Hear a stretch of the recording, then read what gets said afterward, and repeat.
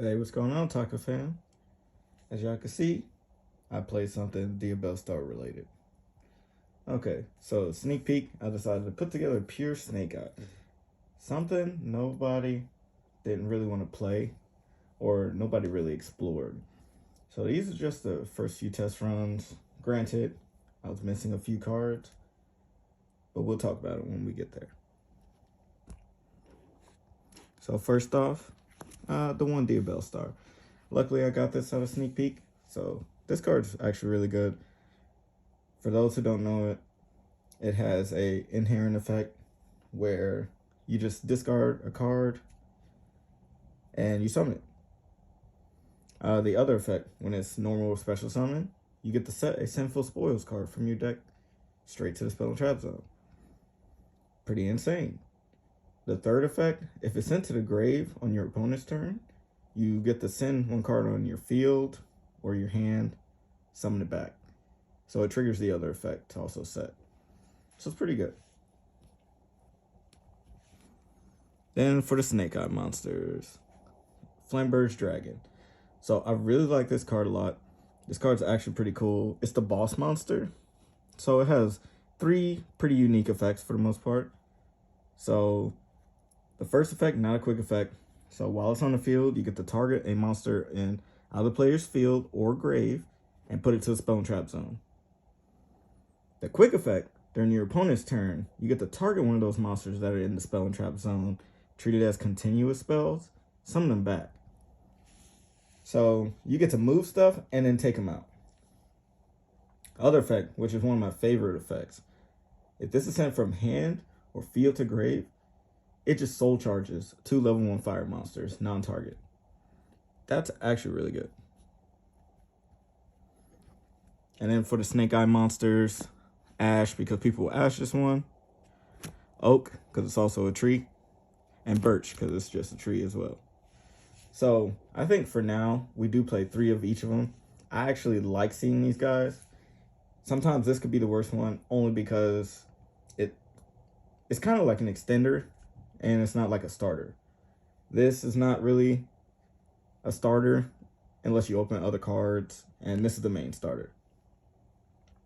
So Ash, on summon, normal or special. Searches a level 1 fire, pretty cool. Oak, normal or special. It gets to target a monster, a level 1 fire, in the field, well, not the field, the graveyard or the banish, and summon it back, or you can add it to your hand. And this one, it just, if you have a fire monster, summon it. So they all have unique effects. These 2 have effects where you have to do it on your turn, where you tribute themselves and another face-up card you control to literally summon any level 1 fire from the deck. They both have that effect.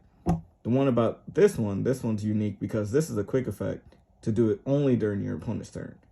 And it doesn't have the tribute 2 to summon one during your turn. So it's more defensive and not proactive. But it's not bad because it's an extender. And there's a lot of cool combos that I like to do with this card. I could show you a little something at the end. So I'll just put that one to the side. Then for the other level 1s, I'm playing a Jet. So this card's really good in this deck because it's a level 1 fire and it's an extender. And I would be playing Kurikara, but I was kind of too late on it. Then for hand traps, Ash, I decided to play Droll because I think it's good enough, and it's a level 1, which doesn't really mean too much because it's not a fire, but you can use this to make Xyz plays like Zeus. And I decided on 3 DD Crow because I felt like Unchained still playable. People will still be playing it even at sneak peek. Same thing with Tier potentially. So I just wanted to have something in the main deck for it. And this is also level 1. For the spells, this is Divine Temple. It's their field spell. So this card's cool. On activation, it places a Snake Eye monster from your hand, your deck, or your graveyard into the Spell and Trap Zone. All your level 1s gain 1100 attack.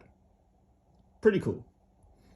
Other effect, if your opponent normal or special summons, you get to target any monster that is treated as a continuous spell and summon it. That's pretty cool for this type of deck. Then we have the original Snake Eye. I played 3 of these. So this is kind of like E-Telly. Has 2 effects. You tribute a other face-up card you control. Summon level 1 fire from your deck. So y'all seen a lot of these combos with the Diabell Star being played in other decks. The other effect, you can't use it in the same turn, but you target a Diabell Star or Snake Eye in your grave, add a level 1 fire from your deck to your hand. The monster you initially targeted goes to the bottom of the deck. So it's pretty cool. That's another reason why you don't need more than 1 Diabell Star. Unfortunately, I only have 1 of these. I want it. It's like pretty much the best card in the deck because it always gets you to Diabell Star. So the problem was I didn't have this card yesterday, so I couldn't really play it. So I was playing a deck that was like almost complete, but it was still playable enough. But any of the games I lost is because I wasn't really seeing Diabell Star that consistently. But even then, the deck was still doing a lot of cool stuff. So yeah, if y'all didn't know, you get to get a Diabell Star from, deck or graveyard to your hand, and it's a quick play. The other effect, as y'all know, you get to target one of your Sinful Spoils in the grave. You banish this, put that card to the bottom draw. So it's cool, self-sustaining. One of my favorite funny cards, the one that came out of the last set that everybody thought was dog shit. Sorry. Yeah, you target a monster on the other player's field and you just push it back to the spell trap zone. So I like to use this for threatening monsters, and it's funny because this plus Flame Burge, you get to push a threat back or force a negate, and then Flame Burge bring it back, so now you have the threat. I decided on 3 Super Poly. I don't really know what else I should put in here, but it seems decent because sometimes you draw the big guy. Yes, you can use the little guys to summon them from hand too, but it's not bad because discarding this card, like discarding cards, is not too bad in this deck either.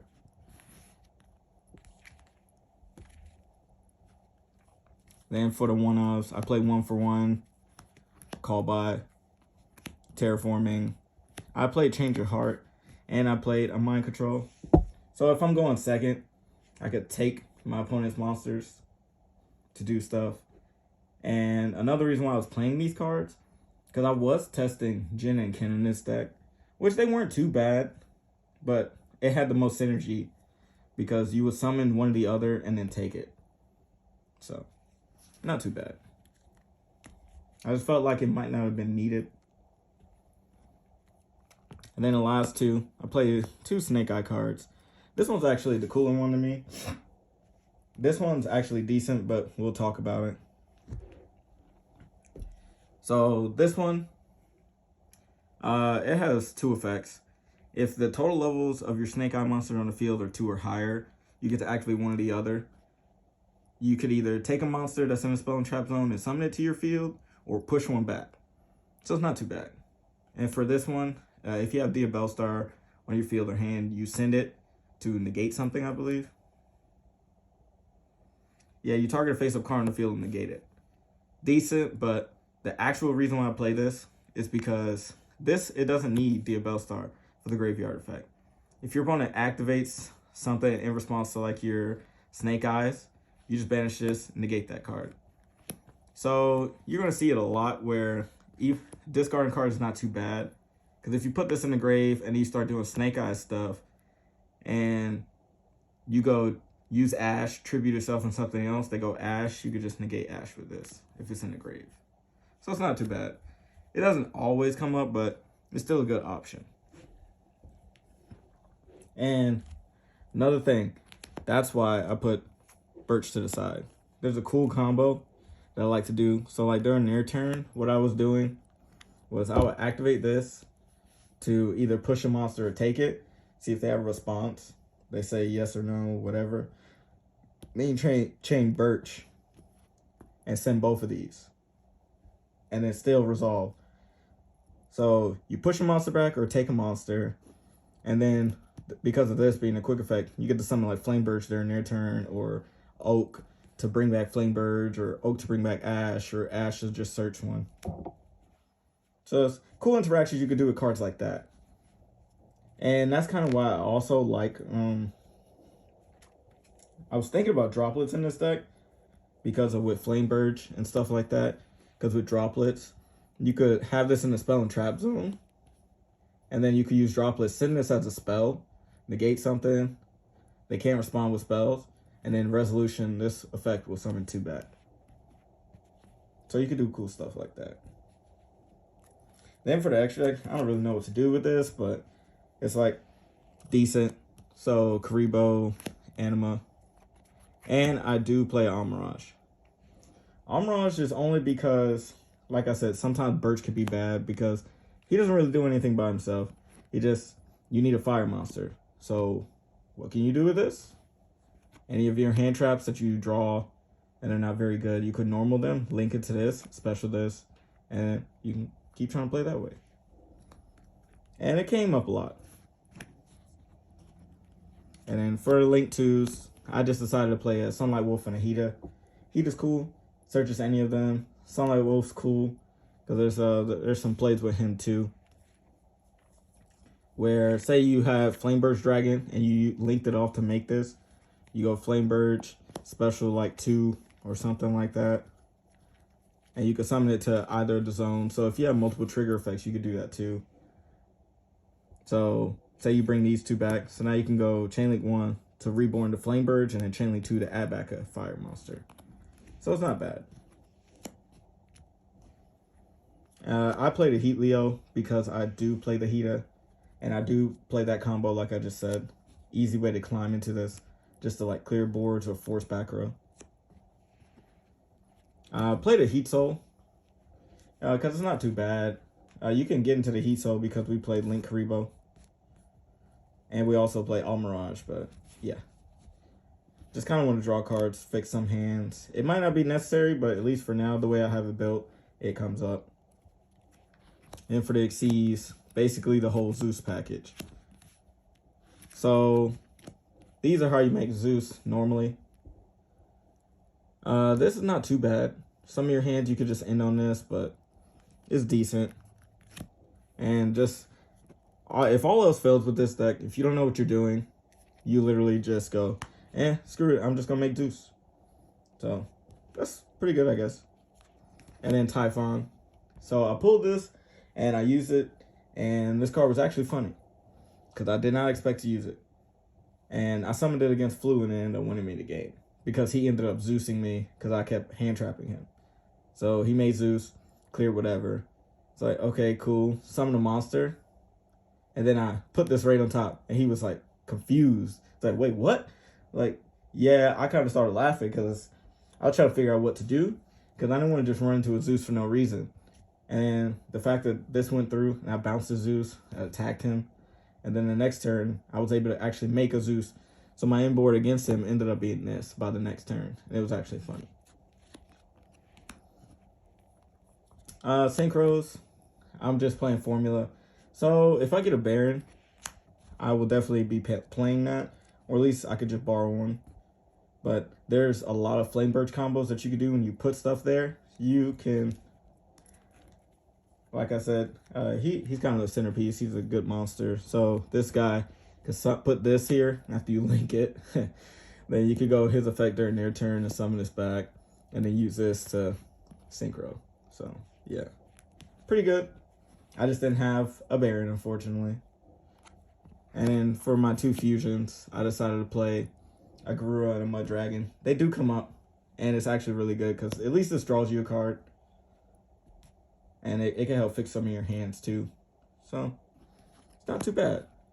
But it was a decent deck overall. I had a lot of fun. A lot of my opponents were confused. A lot of them were having fun with me too. Because it was like, wow, I was actually doing a lot of stuff. So, yeah, that's what I played. Let me know what you guys think about this in the comment section.